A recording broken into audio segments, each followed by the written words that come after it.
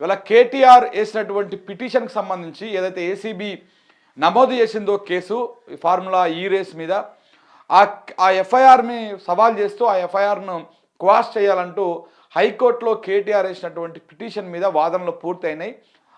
దానికి సంబంధించినటువంటి తీర్పు ఇవాళ ఉదయం 10:30 తీర్పు వచ్చేటువంటి అవకాశం కనపడతా ఉంది. కోర్టు స్కెడ్యూల్లో కూడా అది పొందుపరిచారు. ఇవాళ 10:30కి తీర్పు వస్తుంది అని చెప్పేసి చూడాలి. మరి తీర్పు ఎలా ఉండబోతా ఉంది? ఏసీబీ ఎఫ్ఐఆర్ని హైకోర్టు కొట్టేస్తుందా, లేకపోతే కేటీఆర్ వేసినటువంటి పిటిషన్నే కొట్టేస్తుందా?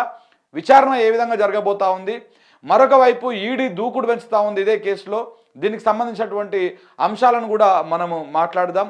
ఈడీ మరొక కేసు కూడా నమోదు చేసేటువంటి అవకాశాలు కనబడతా ఉన్నాయి. ఇందులో ఇప్పటికే ఏసీబీ ఎఫ్ఐఆర్ ఆధారంగా ఈడీ కేసు నమోదు చేసింది. ఇప్పుడు ఒకవేళ కనుక హైకోర్టులో ఏసీబీకి వ్యతిరేకంగా తీర్పు వచ్చినా, అలాంటి చర్య ఏమైనా జరిగినా కానీ ఈడీ మాత్రం వదిలిపెట్టేటట్టు కనపడతలేదు ఈ కేసుని. ఈడీ మరొక కేసు నమోదు చేసి ఇప్పుడు ఏదైతే ఎఫ్ఓసి ఉందో దాని మీద కూడా కేసు నమోదు చేయాలన్నటువంటి విధంగా అడుగులేస్తున్నట్టుగా కనబడతా ఉంది. ఇటు హైకోర్టులో కేటీఆర్ తరపున న్యాయవాది ఏదైతే వాదిస్తూ ఉన్నారో ఆ వాదనల ఆధారంగా ఈడీ ఇటువైపు రెండవ స్టెప్ని ఇంకొక ఆప్షన్ని ఎత్తుక్కున్నట్టుగా కనపడతా ఉంది. వీటన్నింటి గురించి కూడా మనము కూలంకషంగా మాట్లాడదాం మిత్రులారా. ఒకసారి ఏం జరుగుతూ ఉంది? నిన్న ఏసీబీ విచారణకు రావాలి అని చెప్పేసి నిన్న నోటీసులు ఇవ్వడం జరిగింది. ఆ విచారణకు నిన్న కేటీఆర్ పోతే ఆ మొత్తం కూడా ఏసీబీ చాలా ఆగమాగమైంది. ఏసీబీకి ఉన్నటువంటి అధికారం ప్రకారం నోటీస్ ఇచ్చింది. ఎవరైతే విచారణ ఎదుర్కొంటున్నారో, ఎవరైతే ఆరోపణలు ఎదుర్కొంటున్నటువంటి వాళ్ళకు కూడా హక్కులు ఉంటాయి. ఆ హక్కుల ప్రకారము, రాజ్యాంగం ఇచ్చినటువంటి హక్కు ప్రకారము లాయర్ని వెంట తీసుకుపోవచ్చినటువంటి ఆ హక్కు ప్రకారము లాయర్ని తీసుకొని పోతా ఉంటే లాయర్ని అనుమతించలేదు. మరి ఏ విధంగా ఉండబోతా ఉంది, ఎట్లా ఉండబోతా ఉంది, నెక్స్ట్ ఫర్దర్గా ఏం జరగబోతా ఉందని చాలా ఆసక్తికరంగా మారింది. నిన్న ఏసీబీ ఆఫీస్ దగ్గర ఏం జరిగిందో ఒకసారి ఇక్కడ చూద్దాం మిత్రులారా. ప్రస్తుతానికి ఏసీబీ ఆగమాగం. ఇగో కేటీఆర్ను విచారణకు పిలిచిన ఏసీబీ, న్యాయవాదితో కలిసి వెళ్ళిన కేటీఆర్, లాయర్ను అనుమతించని అధికారులు, వితౌట్ లాయర్ వచ్చేది లేదన్న కేటీఆర్, అరగంట సేపు ఏసీబీ ఆఫీస్ ఎదుట ఎదురుచూపు, చివరికి లిఖిత పూర్వక సమాధానం ఇచ్చి తెలంగాణ భవన్కు తిరిగి వచ్చేసిన కేటీఆర్. ఆర్టికల్ 21 ప్రకారం లాయర్ రావడం అనేది ప్రాథమిక హక్కు.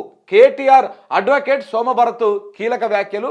9న రావాలని మరొకసారి కూడా నోటీసులు ఇచ్చింది ఏసీబీ. ఒకసారి ఇక్కడ చూస్తే ఏసీబీ విచారణకు కేటీఆర్ రాక సందర్భంగా హైడ్రామా నడిచింది. లాయర్తో రావడానికి ఆయనకు అనుమతి ఇవ్వకపోవడంతో తన స్టేట్మెంట్ను ఇచ్చి వెనుదిరగడము సంచలనంగా మారింది. చట్టం ప్రకారం తాను వ్యవహరిస్తున్నానని కేటీఆర్ తేల్చి చెప్పడంతో ఏసీబీ ఆగమాగమైంది. ఈ నేపథ్యంలో ప్రభుత్వం పోలీసుల తీరు రాజమౌళి స్క్రిప్టును మించిపోయిందని కేటీఆర్ వ్యాఖ్యానించారు. రాష్ట్రంలో రేవంత్ రాజ్యాంగం నడుస్తుందని మండిపడ్డారు. మరొక వైపు హైకోర్టులో ఫార్ములా ఈ రేస్ కేసులో కేటీఆర్ క్వాష్ పిటిషన్ పై నేడు తీర్పు వెలువడనున్నది. ఇదిలా ఉంటే ఈడీ నోటీసుల పైన కూడా కేటీఆర్ స్పందించారు. విచారణకు తాను హాజరు కావడం లేదని, హైకోర్టు తీర్పు వచ్చాక హాజరవుతారని కేటీఆర్ తెలిపారు. ఇది జరిగినటువంటి వ్యవహారం. నిన్న ఎంత ఆగమాగం అంటే పోలీసు వాళ్ళు, ఏసీబీ అధికారులు చాలా అత్యుత్సాహాన్ని ప్రదర్శించారు. ఏ విధంగా అత్యుత్సాహాన్ని ప్రదర్శించారంటే, ఫస్ట్ సార్ మీరు కార్లో పోవడానికి కుదరదు, మీరు దిగి నుంచి నడుచుకుంటూ పోవాలి. ఇలాంటి ఓవర్ యాక్షన్ పెర్ఫార్మెన్స్లు చాలా చేశారు. లాయర్ని లోపలికి అనుమతి ఇవ్వలేదు. అంటే ఇది ఎట్లా అంటే కేవలము ఒక పర్సనల్ గర్జ్ తోటే ఈ కార్యక్రమం చేస్తున్నట్టుగా కనబడింది, అర్థమవుతా ఉన్నది. కేవలం పర్సనల్ గర్జే. అంటే కేటీఆర్ని దింపాలే, నడిపించుకుంటూ పోవాలి. ఏ నుంచి ఆ బయట నుంచే లోప ఆఫీసులకి నడిపించుకో. బేసిక్గా ఏసీబీ ఆఫీస్కి మనకు అర్థం తెలిసే ఉంటుంది. ఏసీబీ ఆఫీస్ చాలామందికి బంజారాహిల్స్లో ఉంటుంది. అక్కడికి కారు లోపలికి పోతాయి హాయిగా, కానీ అక్కడి నుంచి నడుచుకుంటూ పోవాలన్నటువంటి జరసేపు డ్రామా చేసారు. అది అయిపోయాక న్యాయవాదిని అనుమతించము, మీరు ఒక్కరే వెళ్ళాలి, న్యాయవాది వెళ్ళకూడదు అని చెప్పేసి ఏసీబీ అధికారులు చెప్తారు. పోనీ న్యాయవాది పోకూడదా విచారణకి? 100% పోవచ్చు. ఆర్టికల్ 21 ప్రకారము ఎవరైనా బాధితుడు కోరితే అలా అడిగితే న్యాయవాది విచారణకు వెళ్ళవచ్చు అనేది ఆర్టికల్ 21 ప్రకారం ఉన్నది. కానీ ఇవన్నీ కూడా పక్కన పెట్టేస్తూ ఉన్నది రేవంత్ రెడ్డి గారి సర్కార్, ఆయన ఆధీనంలో ఉన్నటువంటి ఏసీబీ. ఎందుకంటే గతంలో ఇదే ఏసీబీ రేవంత్ రెడ్డిని అరెస్ట్ చేసింది, ఇదే ఏసీబీ రేవంత్ రెడ్డిని విచారించింది, ఇదే ఏసీబీ కేసుల ఓటుకు నోటు కేసుల 50 లక్షలతో దొరికినటువంటి రేవంత్ రెడ్డి గారు ఇదే ఏసీబీ తీసుకుపోయి జైల్లో పెట్టింది ఆయనని. సో కాబట్టి ఇప్పుడు ఇవాళ అదే ఏసీబీతోని కేటీఆర్ మీద కేసులు పెట్టేయాలి, అదే ఏసీబీతోని కేసీఆర్ మీద కేసులు పెట్టేయాలి, అదే ఏసీబీని అడ్డం పెట్టుకొని వీళ్ళను జైల్లో పెట్టాలన్నటువంటి పన్నాగం కావచ్చు, ఈ ప్రయత్నం కావచ్చు క్లియర్గా ఉందని చెప్పేసి బీఆర్ఎస్ వాళ్ళు చెప్తా ఉన్నారు. ఎందుకంటే రెండు చూస్తూ ఉంటే కూడా అలాగనే అనిపిస్తూ ఉన్నది. అప్పుడు ఏసీబీ దాంట్లో ఇన్వాల్వ్ అయింది, ఇప్పుడు ఏసీబీ ఇన్వాల్వ్ అయింది. దాంట్లో అప్పుడు ఈడీ ఇన్వాల్వ్ అయింది, దీంట్లో కూడా ఇప్పుడు ఈడీ ఇన్వాల్వ్ అయింది. ఏదైతే ఏసీబీ కేసులు ఈడీ కేసులు రేవంత్ రెడ్డి మీద ఉన్నాయో అలాగనే ఏసీబీ కేసులు ఈడీ కేసులు ఇటు కేటీఆర్ మీద కూడా పెట్టిస్తున్నట్టుగా క్లియర్ కట్గా అర్థమైపోతా ఉంది చూస్తూ ఉంటే. దాంట్లో డబ్బులు దొరికినాయి కాబట్టి 55 లక్షల రూపాయలు అందులో ఈడీ ఇంటర్ఫేర్ అయింది. ఇప్పుడు ఇందులో కూడా అవినీతి ఆరోపణలు ఏసీబీ ఆరోపిస్తోంది కాబట్టి ఇప్పుడు ఇందులోకి ఈడీ ఎంటర్ అయింది. సో కాబట్టి ఇవి కేవలం నేను పూసుకున్న బురద. ఈ రేవంత్ రెడ్డి ఏమో ఆయనకంతటా ఆయనే పూసుకున్నాడు బురద. ఇప్పుడు కేటీఆర్కి ఏమో వీళ్ళందరూ కలిసిపోయి పూస్తూ ఉన్నారు. ఇక నాకు పూసుకున్నాం కదా నువ్వు కూడా పూసుకోవాలి. ఇప్పటిదాకా నీ మీద ఏ ఈడీ కేసు లేదు, ఏ ఏసీబీ కేసు లేదు, ఇప్పుడు మేము పూస్తాం. ఎందుకంటే మాకు అధికారం వచ్చింది కదా, చేతిలో మాకు అధికారం ఉంది. ఇప్పుడు మేము ఏమైనా చేస్తాం, మేము బురద పూస్తాం, ఇది పూస్తాం, అది పూస్తాం, ఏదైనా పూస్తాం. ఇది చేస్తున్నటువంటి వ్యవహారం, ఇది జరుగుతున్నటువంటి వ్యవహారం. సో కాబట్టి ఇది ఎక్కడి దాకా పోతుంది, ఎక్కడ దారి తీస్తుంది, చివరికి ఏమవుతుంది, ఇందులో ఈ కక్షపూరిత రాజకీయాలలో ఏం జరగబోతా ఉంది, దీనివల్ల తెలంగాణ రాష్ట్రము ఏం నష్టపోతుంది, ఇవన్నింటి గురించి కూడా మాట్లాడదాం. ఒకసారి ఇక్కడ చూస్తే పంపించి మాట్లాడుకొని ఇంకా లాయర్ని పట్టుకొని పోయిండు కేటీఆర్. వాస్తవానికి కూడా కోర్టులో అంశం ఉన్నది. ఏసీబీ కూడా తన వాదనలు బలంగా వినిపించింది హైకోర్టులో. ఏది తన ఎఫ్ఐఆర్ కరెక్టే అని, మేము చేస్తున్న ఆరోపణలు కరెక్టే అని, కేటీఆర్ అందులో అవినీతికి పాల్పడ్డాడని చెప్పేసి ఏసీబీ బలంగా వాదనలు వినిపించింది. అంతకంటే బలంగా కేటీఆర్ తరఫు న్యాయవాదులు వాళ్ళు బలమైనటువంటి వాదనలు వినిపించారు. ఈ రెండు వాదనల మధ్య కోర్టు తీర్పును రిజర్వ్ పెట్టింది. అప్పటిదాకా మీరు కేటీఆర్ అరెస్ట్ చేయొద్దని చెప్పేసి ఆదేశాలు జారీ చేసింది. ఇంత జరుగుతున్న నేపథ్యంలో ఇప్పుడు హడాబడిగా ఏసీబీ నోటీస్ ఇచ్చి మీరు నా విచారణకు రావాలని చెప్పాల్సినటువంటి అవసరం లేదు. వాస్తవానికి కూడా వెయిట్ చేయాలి. విచారణ సంస్థ కూడా కొంత సహనంతో కోర్టులో ఉంది కదా, మరి ఏమవుతుంది కోర్టు ఒకవేళ కనుక పిటిషన్ కొట్టేస్తే మేము పెట్టే కేసే అర్థం లేకుండా పోతుంది. హైకోర్టు కనుక మేము పెట్టే పిటిషన్ కనుక మేము పెట్టినటువంటి ఎఫ్ఐఆర్ని కనుక కొట్టేస్తే అర్థం లేకుండా పోతుంది. ఒకవేళ కేటీఆర్ వేసే క్వాష్ పిటిషన్నే కొట్టేస్తే మాకు ఇంకా ఫ్రీ హ్యాండ్ వస్తుంది, అప్పుడు మేము విచారణ చేయొచ్చు, ఈ రకంగా చేయొచ్చు అని చెప్పేసి ఇక్కడ ఏసీబీ కూడా కొంత ఆలోచన చేయాలి. కానీ రేవంత్ రెడ్డి గారి ఈగో సాటిస్ఫై చేయడం కోసం, రేవంత్ రెడ్డి గారిని మెప్పించడం కోసం ఏసీబీ అధికారులు కూడా అత్యుత్సాహాన్ని ప్రదర్శిస్తున్నట్టుగా క్లియర్గా అర్థమైపోతా ఉంది. ఇక్కడ క్లియర్గా అర్థమైపోతా ఉంది చూస్తుంటే. సో కాబట్టి ఇది అదే కథ. 7 తారీఖు నాడు ఆల్రెడీ ఈడీ నోటీస్ పంపింది. లేదా ఈడీ కంటే ముందు మా దగ్గరికే రావాలని చెప్పేసి 6 తారీఖు నాడు వీలు పంపారు. ఇప్పుడు నిన్న పోయి లాయర్ తీసుకొని పోతే లాయర్ లోపలికి అనుమతి ఇవ్వలేదు. అనుమతి ఇవ్వకపోయేసరికి ఇక ఆ నుంచి ఒక గంట ఆల్మోస్ట్ 40-45 మినిట్స్ అక్కడనే వెయిట్ చేసారు. అయినా అనుమతి ఇవ్వలేదు. అనుమతి ఇవ్వకపోయేసరికి అక్కడ నుంచి తిరిగి వెనక్కి వచ్చేసారు. వెనక్కి వచ్చి తెలంగాణ భవన్కి వచ్చి అక్కడ కాసేపు ఉండి అక్కడ నుంచి వెళ్ళిపోయారు. మళ్ళీ ఏసీబీ అధికారులు ఏం చేశారు, మళ్ళీ పోయి కేటీఆర్ ఇంటికి పోయి అక్కడికి పోయి మీరు మళ్ళీ 9 తారీఖు నాడు రావాలని చెప్పేసి మళ్ళీ నోటీస్ ఇచ్చారు. అంటే ఒక రాజకీయంగా డిస్టర్బెన్స్ చేయడం, అంతే. రాజకీయంగా డిస్టర్బెన్స్ చేయడం. ఆయన ఏమంటున్నాడు, పొద్దుగా లేస్తే ఈ హైడ్రా గురించి మాట్లాడుతూ ఉన్నాడు, రైతు భరోసా గురించి మాట్లాడుతూ ఉన్నాడు, రైతులకు ఆందోళనకు పిలుపునిస్తూ ఉన్నాడు, ప్రభుత్వాన్ని ఎక్కడికక్కడ కట్టడి చేసేటువంటి ప్రయత్నం చేస్తూ ఉన్నారు, వాళ్ళు చేస్తున్నటువంటి తప్పుల నుంచి ప్రజల పక్షాన కొట్లాడుతూ ఉన్నారు. ఇది చేస్తూ ఉంటే రేవంత్ రెడ్డికి నిద్ర పడతలేదు. మరి ఏం చేయాలి? ఇగో ఇట్లా కేసులు పెట్టి 9 తారీఖు నాడు రా, అది అయిపోయినాక మళ్ళీ 10 తారీఖు నాడు రా, ఆ లోపల ఈడీ పిలుస్తుంది, ఇట్లా అందరూ పిలిచే కార్యక్రమాన్ని పెడితే ఏమవుతుంది, డిస్టర్బెన్స్ అవుతాడు బాగా. ఇంకా ప్రజా సమస్యల మీద మాట్లాడడానికి ఏముండదు అంశం. ఇవాళ చూడండి, నిన్న మొత్తం మీడియా అంతా ఏం నడిపించింది, నిన్న పొద్దుగాల నుంచి సాయంత్రం దాకా ఏం నడిపించింది, KTR ACB office, KTR ACB office, ఈ రెండు చుట్టుముట్ట జరిగింది. కానీ 15,000 ఇస్తా అని చెప్పినటువంటి రైతు భరోసా 12,000కే కుదించిండు. అది కూడా సాగు చేసేటువంటి భూమికే ఇస్తా అన్నాడు. దీని మీద చర్చ నడిచిందా నిన్న మీడియాలో కానీ జనాలలో కానీ? నడవలే. కేటీఆర్ నోటీసు ఈ ఉరుకులాటల మధ్యలోనే మొత్తం మీడియా అంతా చుట్టుముట్టు తిరిగింది. రైతులకు సంబంధించినటువంటి అంశం మొత్తం గాలికి పోయింది. అంటే ఇక్కడ ఏంటి, కంప్లీట్గా ఒక డైవర్షన్ పాలిటిక్స్, ఒక స్క్రిప్ట్ రాస్తా ఉన్నారు.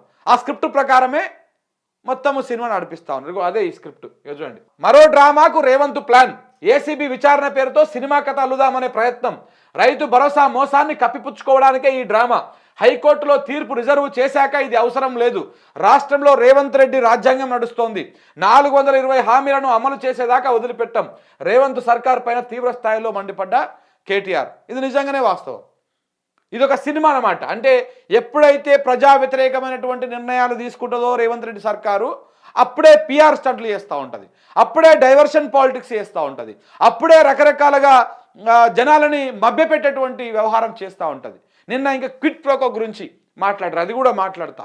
కాంగ్రెస్లో ఉన్నటువంటి చోటా మోటా నాయకులు, సోషల్ మీడియా బ్యాచ్, సమరం బ్యాచ్, ఈ బ్యాచ్ అంతా కూడా మాట్లాడుతూ ఉంది.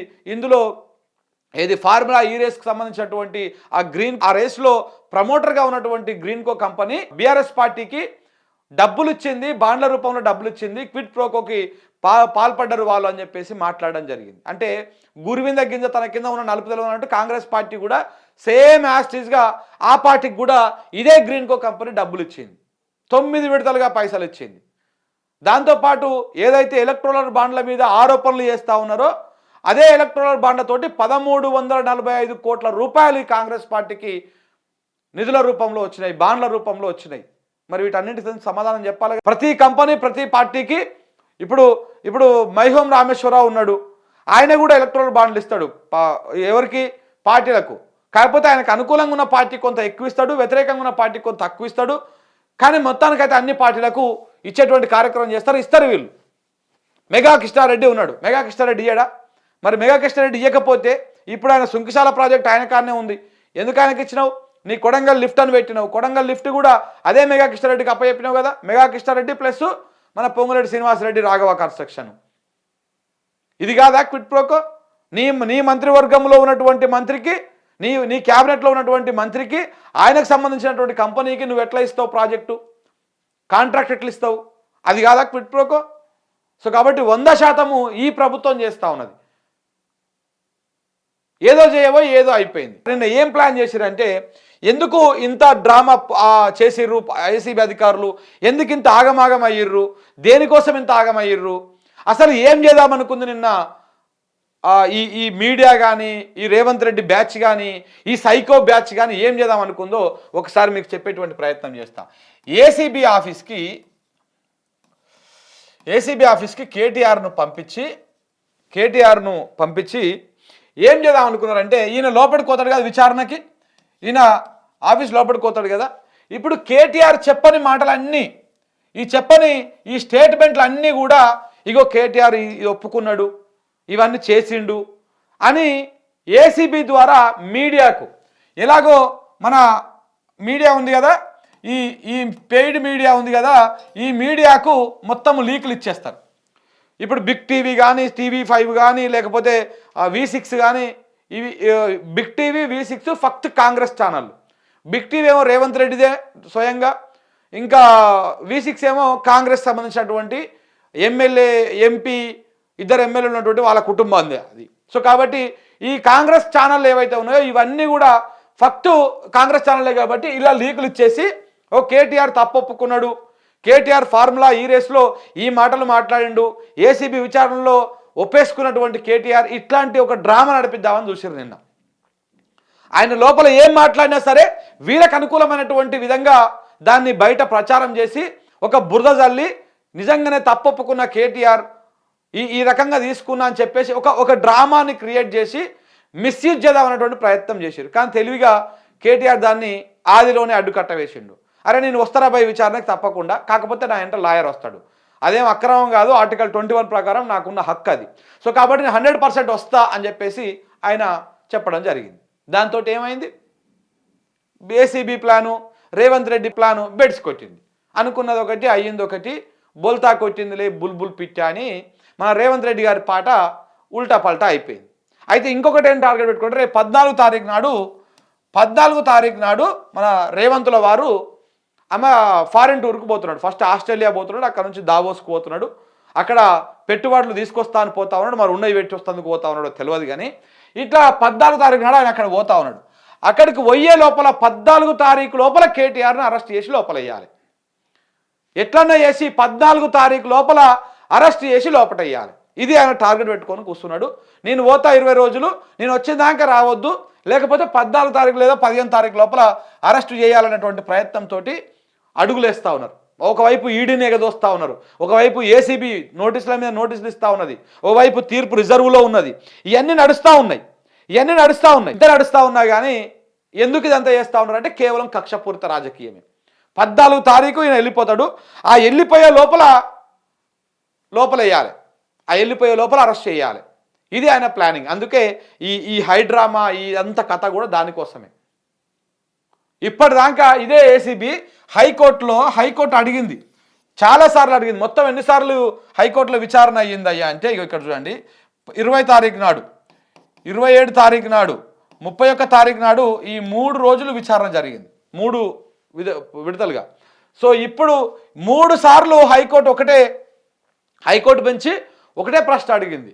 అసలు మీరు కేటీఆర్ మీద ఆరోపణలు చేస్తున్నారు, మీరు చేస్తున్నటువంటి ఆరోపణలకు మీ దగ్గర ఉన్నటువంటి ప్రాథమిక ఆధారాలు ఏంటివి అని అడిగితే ఏసీబీ దగ్గర నో సమాధానం. అడ్వకేట్ జనరల్ ఎవరైతే ఉన్నారో ఏజీ, ఆయన దగ్గర నో సమాధానం. అది విచారణలో తేలుతుంది, దర్యాప్తులో తేలుతుంది. సో కాబట్టి మాకు దర్యాప్తు చేసుకునే అవకాశం ఇవ్వండి అని. అప్పుడేం చేసింది, 20 తారీఖు నాడు సరే దర్యాప్తు చేసుకోండి మీరు, కానీ అప్పటిదాకా అరెస్ట్ చేయొద్దని చెప్పేసి కేటీఆర్ అరెస్ట్ చేయొద్దని చెప్పేసి నోటీసులు జారీ చేసింది. సో అట్లా దర్యాప్తు చేసిరు, ఏం దొరకలే. 27 తారీఖు నాడు కూడా సేమ్ అదే ప్రశ్న అడిగింది. ఏమడిగింది, బాబు మీరు ఇన్ని రోజులు దర్యాప్తు చేశారు కదా, మీ దగ్గర ఉన్నటువంటి ఎవిడెన్స్ ఏంటి, కేటీఆర్ చేసినటువంటి తప్పేంటి, ఏ అవినీతి ఏంటి, ఆ అవినీతికి సంబంధించినటువంటి ప్రాథమిక ఆధారం మాకు చూపించండి, ఈ పిటిషన్ ఉంచాలనా తీసేయాలనా అనేది మేము డిసైడ్ చేస్తామని చెప్తే 27 తారీఖు నాడు కూడా ఏం చెప్పకపోతే ఏసీబీ మీద ఒకంత అసహనం వ్యక్తం చేస్తూ హైకోర్టు బెంచి కేసును 31 తారీఖు వాయిదా వేసింది. సేమ్ ఏదైతే అరెస్ట్ నాట్ టు అరెస్ట్ ఏదైతే ఆర్డర్ ఉందో ఆ ఆర్డర్ని 31 తారీఖు దాకా పొడిగించింది. మళ్ళా ఇన్ని రోజులు మీరు పొడిగించిందా, మళ్ళీ 4 రోజులు సమయం వచ్చింది కదా, ఈ 4 రోజులన్నా మరి ఏమైనా ఆధారాలు సేకరించలేమని చెప్పేసి మళ్ళా 31 తారీఖు నాడు విచారణ సందర్భంగా సేమ్ వాదనల సందర్భంగా మళ్ళా హైకోర్టు ప్రశ్నించింది.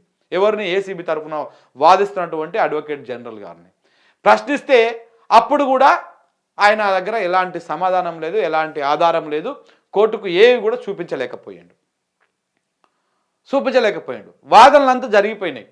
చివరికి ఆయన ప్రొసీజర్ ఫాలో అవ్వలేదు, క్యాబినెట్లో చర్చించలేదు, ఆర్థిక శాఖ ఆమోదం తీసుకోలేదు, ఇట్లా ఏవేవో సూక్తులు ఏవేవో లిటిగేషన్లు చెప్పే ప్రయత్నం చేశారు. కానీ ఎవిడెన్సెస్ మాత్రం ఎక్కడ కూడా కోర్టుకు సమర్పించలేకపోయింది అంటే ఏసీపీ.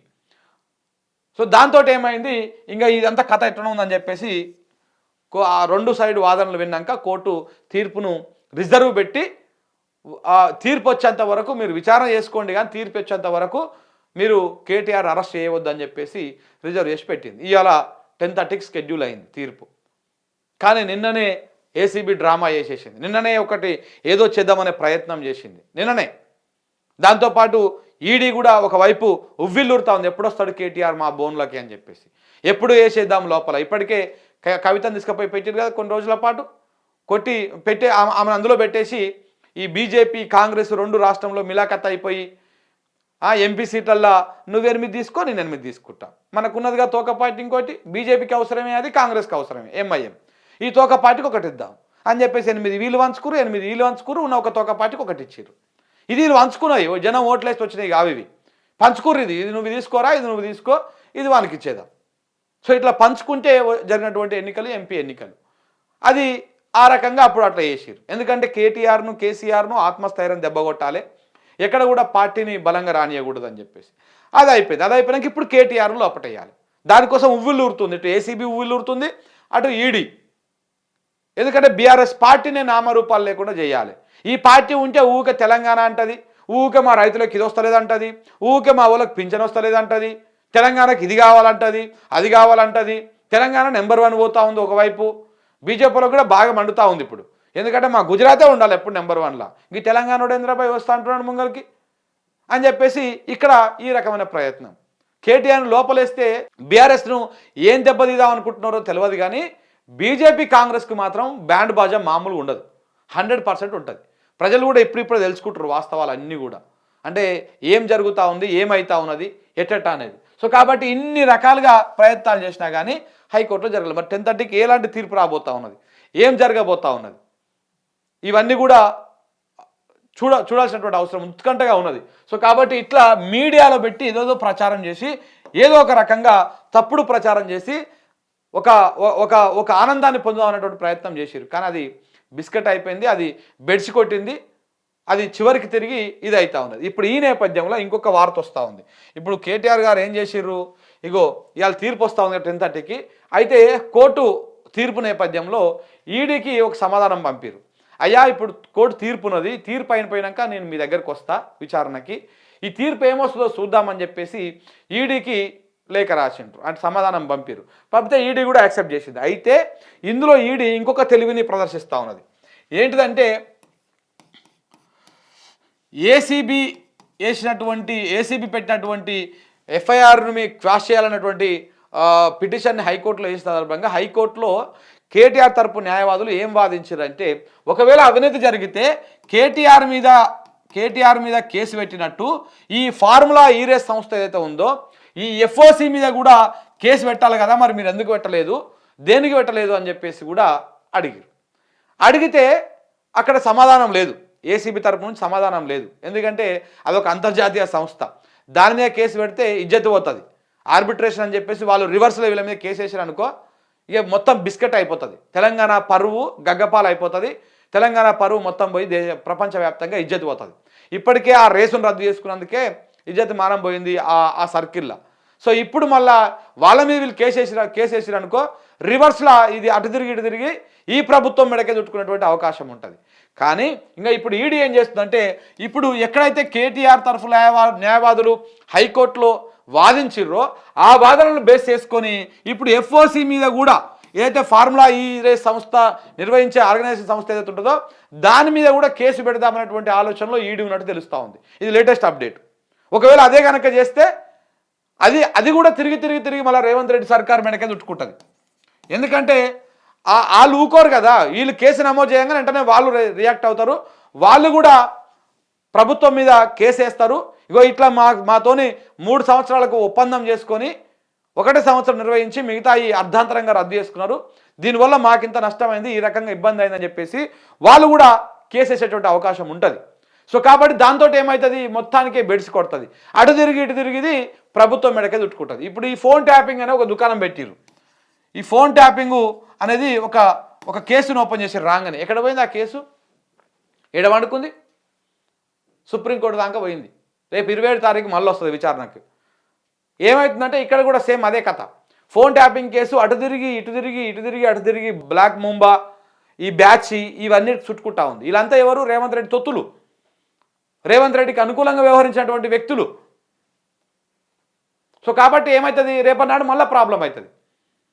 అదే కేసును తవ్వుకుంటూ పోతే, అదే ఫోన్ ట్యాపింగ్ కేసును తవ్వుకుంటూ పోతే కేసీఆర్ను కేటీఆర్ను ఇరికిద్దామనే ప్రయత్నం చేస్తే వీళ్ళు అది చివరికి ఏందాకా పోతా ఉంది, ఎక్కడెక్కడికో పోతా ఉన్నది.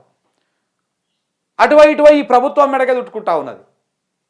దీంతో సినిమా ఏమైంది, మూసుకొని సప్పుడు ఎక్కుట సైలెంట్గా పెట్టిరు దాన్ని ఆడ. ఇప్పుడు రేపు 27 తారీఖు లోపల వీళ్ళు తెలుసకపోతే ఒక్కరికి బెయిల్ వచ్చిందంటే అందరికీ బెయిల్ వచ్చేస్తాయి.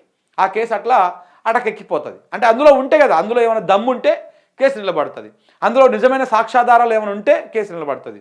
ఉట్టి ఆరోపణల పేర్ల మీదనే ఉట్టి వాళ్ళని పాపం ఆఫీసర్లు తీసుకుపోవాలా, జైల్లో పెట్టాలి. ఆ ప్రణీత్ కుమార్ని, ఆ తిరుపతి అన్నని, ఆ రాధాకిషన్ రావుని, ఆ భుజంగరావు, ఆయన పేరు ఇంతమంది ఎవరు ఉన్నారు, వాళ్ళందరూ తీసుకుపోయి లోపల పెట్టాలి. వాళ్ళ మీద కక్ష సాధింపు చేయాలి. ఒక కులానికి వీళ్ళు ఎంతసేపు ఉన్నారు రావులు కాబట్టి వీళ్ళు ఫోన్ ట్యాపింగ్ చేసిరు అన్నటువంటి ఒక ముద్ర వేయాలి. వాళ్ళ మీద సమాజంలో చెడు ప్రచారం చేయాలి, పత్రికల మీడియాలో ప్రచారం చేయాలి. కానీ ఇప్పటిదాకా దాంట్లో తేల్చింది లేదు, ఇక పీకింది లేదు, వీళ్ళు కట్టగట్టింది లేదు, ఏది లేదు. ప్రభుత్వం అంతా టైంపాస్ ముచ్చట్లు ఇవన్నీ, పేపర్లో వార్తలు రాపించుడు, అది అయిపోయాక గాలికి వదిలేసుడు. సేమ్ అలాంటి తరహానే అవుతుంది సేమ్కి ఈ కేసు కూడా. ఆ ఢిల్లీ లిక్కర్ పాలసీ కేసు ఏమైంది, అందులో ఏం తెలిసిర్రు, ఏం తెలుసలే. కొండనంతా తోమి ఎలకలు కాదు కదా, ఎలక తోకని ఈగని కూడా పట్టుకోలేకపోయారు. సేమ్ ఇది అంతే. ఈడీ అనేది ఒక కేసు పెట్టిందంటే దానంత బేవార్స్ కేసు ఇంకోటి ఉండదు. అది ఏంటంటే జస్ట్ ఏదో ఒక ఆరోపణలు చూపిస్తారు, దాన్ని అది చేసేస్తారు, లోపడేసేసి ఒక 3 నెలలు 4 నెలలు లోపల ఉంచేటువంటి ప్రయత్నం చేస్తారు, రాజకీయంగా లబ్ధి పొందాలి. ఇలా బీజేపీ ఇక్కడ తెలంగాణలో కాంగ్రెస్, దేశవ్యాప్తంగా బీజేపీ, ఈ రెండు ఈడీని సమభాగాలుగా వాడుకుంటా ఉన్నాయి, సమఉజ్జీలుగా పంచుకుంటా ఉన్నాయి. సో కాబట్టి ఫోన్ ట్యాపింగ్ కేసు లెక్కనే ఈ ఫార్ములా ఈ రేస్ కూడా ఉండబోతా ఉంది, అంతకుమించి ఇంకొకటి లేనే లేదు. దానికి సంబంధించినటువంటి అంశమే ఇది.